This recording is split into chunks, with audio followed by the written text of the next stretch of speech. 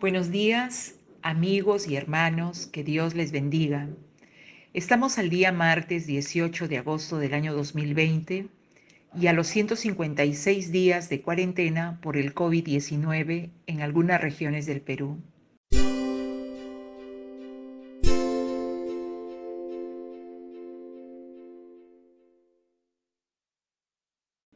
Les invito a que me acompañen en esta breve reflexión sobre el texto bíblico que se encuentra en el Antiguo Testamento, en el libro de Isaías, capítulo 4, versículos del 1 al 6. La profecía completa inicia en el capítulo 2 y termina en el capítulo 5. Este capítulo nos habla acerca de las condiciones que prevalecían en la cautividad babilónica y las condiciones que estarán presentes en el periodo de la gran tribulación antes de que se establezca el reino del milenio. En el versículo 1 dice la palabra: en aquel día 7 mujeres agarrarán a un solo hombre y le dirán: de alimentarnos y de vestirnos, nosotras nos ocuparemos. Tan solo déjanos llevar tu nombre. Líbranos de nuestra afrenta. Se refiere este tema también a las condiciones durante la época de la gran tribulación. Es lo que ocurre en tiempos de guerra. Muchos hombres mueren. Generalmente van los más jóvenes a la guerra y mandan en general a la mayoría de estos con la finalidad de mejorar la defensa. Y dice la profecía que en aquel día por cada 7 mujeres habrá un hombre. Esto describe una realidad muy crítica como resultado de los juicios del Señor, detallado en Isaías capítulo 3, versículos del 16 al 26, cuando se refiere a las hijas de Sión, que tendrían pocos hombres de donde escoger como esposos. En Isaías capítulo 3, versículo 25, dice que muchos hombres caerán a espada, que 7 mujeres perseguirían detrás de un hombre. Ellas estarían tan desesperadas por el matrimonio que no esperarán que sus maridos provean para ellas los alimentos ni el vestido. Por eso dice la Biblia: de alimentarnos y de vestirnos, nosotras nos ocuparemos. Para ellas sería suficiente tomar el nombre de un marido. En tal sentido, dicen: tan solo déjanos llevar tu nombre. Porque entonces eso quitará la afrenta, el oprobio de no estar casadas y de no tener hijos. Y ya vemos esta situación en estos tiempos. En algunos casos se toma la decisión de matrimonio muy aprisa, imprudentemente y por razones equivocadas. Muchas veces la presión social u otras circunstancias hacen que se tome a prisa la decisión del matrimonio, y otra consecuencia de esta decisión rápida es que la mujer es quien finalmente provee para el sustento del hogar y no el hombre. En los siguientes versículos, en el versículo 2, ya nos habla acerca de la preparación que será necesaria para entrar al reino. Versículo 2 dice que en aquel día el retoño del Señor será bello y glorioso, y el fruto de la tierra será el orgullo y el honor de los sobrevivientes de Israel. Entonces tanto el que quede en Sión como el que sobreviva en Jerusalén serán llamados santos e inscritos para vida en Jerusalén. Cuando dice el versículo 2, en aquel día, está refiriendo la Biblia a un día futuro. En aquel día, refiriéndose al día del Señor. El Señor Jesucristo es el renuevo o retoño del que habla aquí la profecía. Incluso Jesús usó una expresión similar cuando él dijo que él era la vid y nosotros los pámpanos, en Juan capítulo 15, versículo 5. Tenemos una promesa del Mesías, y esta es una referida al reinado milenial, venidero, porque existe, según la palabra de Dios, viene el reinado de Jesús en el milenio. En medio del sufrimiento, tener esa promesa para este pueblo es importante. Sería aún, dice, más de hermosura y gloria para ellos. En los versículos 2 y 3, este texto profetiza la restauración de la imagen divina en el ser humano, es decir, la naturaleza de Dios. Esta frase, cuando en el versículo 2 dice, y el fruto de la tierra será el orgullo y el honor de los sobrevivientes de Israel. Para ese remanente, como dice, sobrevivientes de Israel, preservado a través del juicio, la promesa del Mesías sería aún más hermosa y estimada, ya que ellos confiaron en la promesa del Mesías antes que Él viniera. ¿No? Esto es muy importante, la vida está llena de promesas y las promesas se cumplen y se cumplen en el tiempo de Dios. Y para todos aquellos que creen en las promesas, pues es una bendición, ¿no?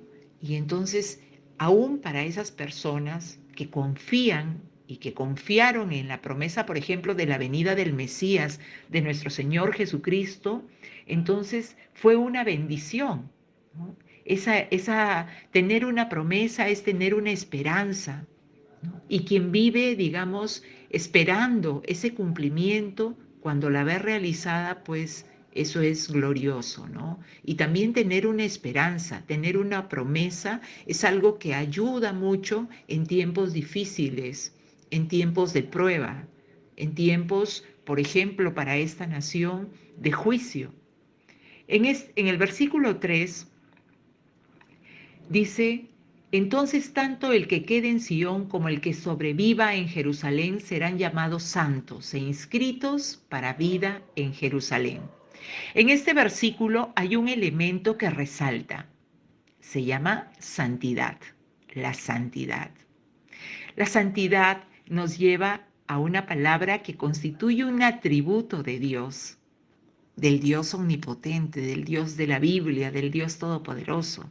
Él es santo, es un atributo de Dios y es un atributo muy importante. Como todos los atributos de Dios son importantes, este lo es también, la santidad. La palabra santo significa separado para Dios, separado para el Señor. No es superioridad espiritual de ninguna manera. Debemos entender esto como una vida en relación con Dios, como un corazón nuevo, nacido de nuevo. En Primera de Pedro, capítulo 1, versículo 16, está escrito, sed santos porque yo soy santo. El llamado de Dios para el creyente es santidad. Es, es un llamado a santidad. ¿Por qué? Porque Él, el Dios Todopoderoso, es santo. En Él no hay pecado, en Él hay pureza. En el libro de Ezequiel, capítulo 11, versículos del 19 al 20, dice el Señor, y les daré un corazón y un espíritu nuevo pondré dentro de ellos, y quitaré el corazón de piedra de en medio de su carne, y les daré un corazón de carne, para que anden en mis ordenanzas, y guarden mis decretos, y los cumplan, y me sean por pueblo, y yo sea a ellos por Dios. De tal manera que sí se puede, digamos, cumplir con esta palabra. Primero porque hemos sido el creyente en Cristo, a través del nuevo nacimiento, eh, goza de esta experiencia que ya lo dice Ezequiel en este versículo 19.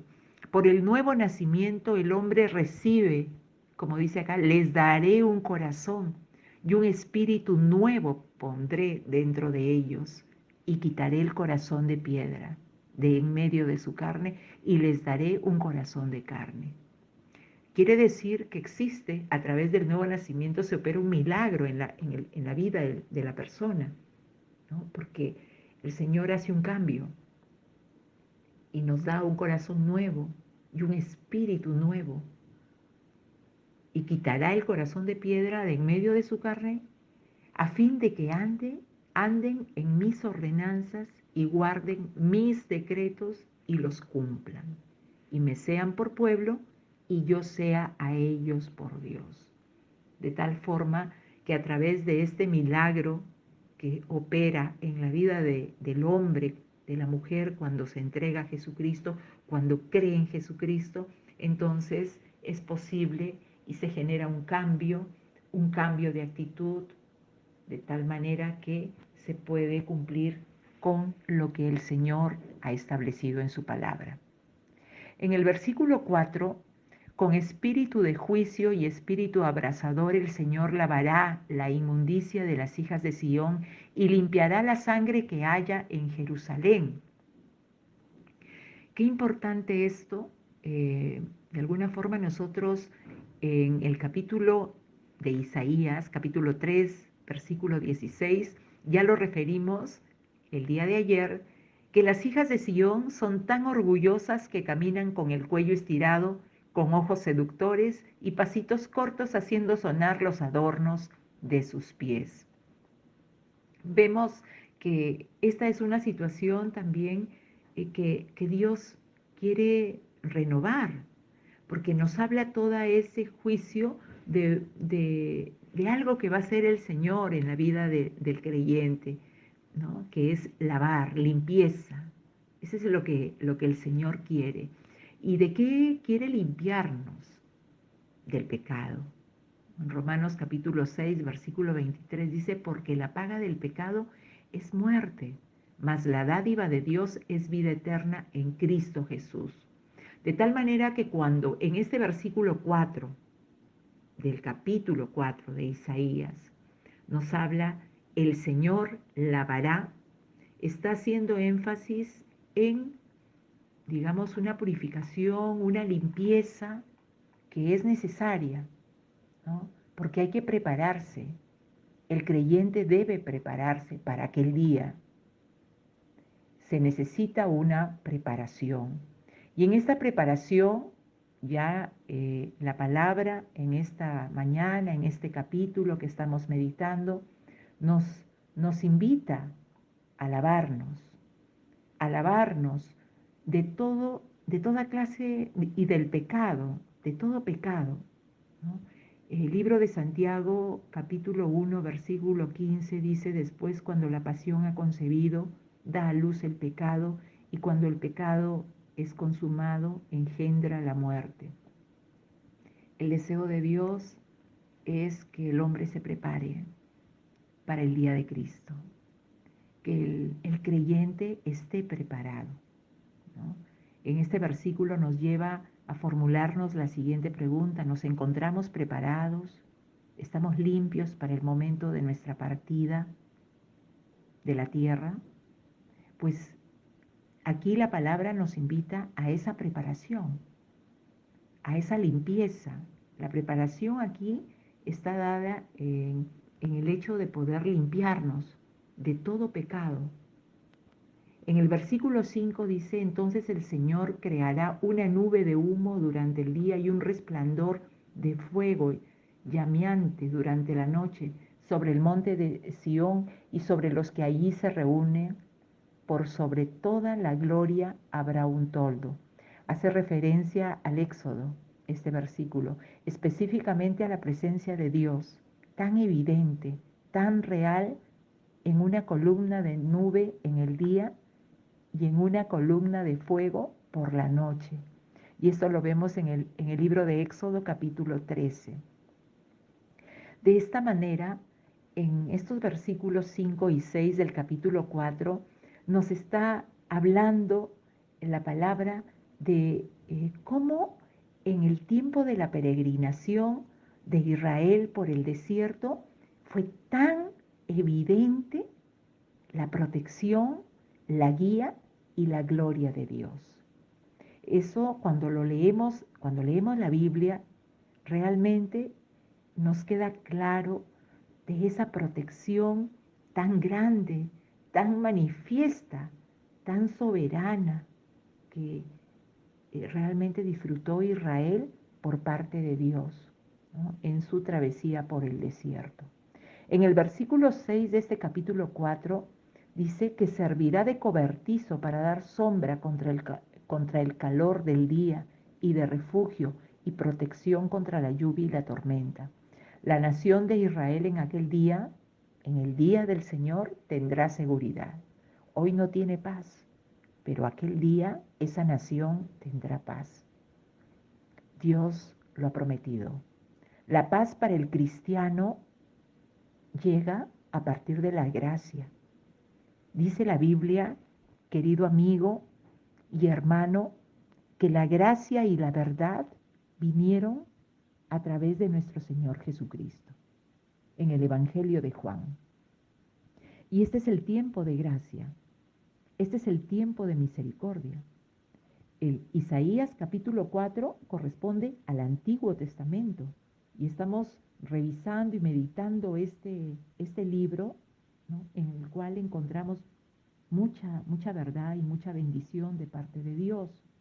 Pero en este tiempo, para usted, para mí, para esta humanidad, la paz, la paz para el cristiano llega a partir de la gracia de nuestro Señor Jesucristo.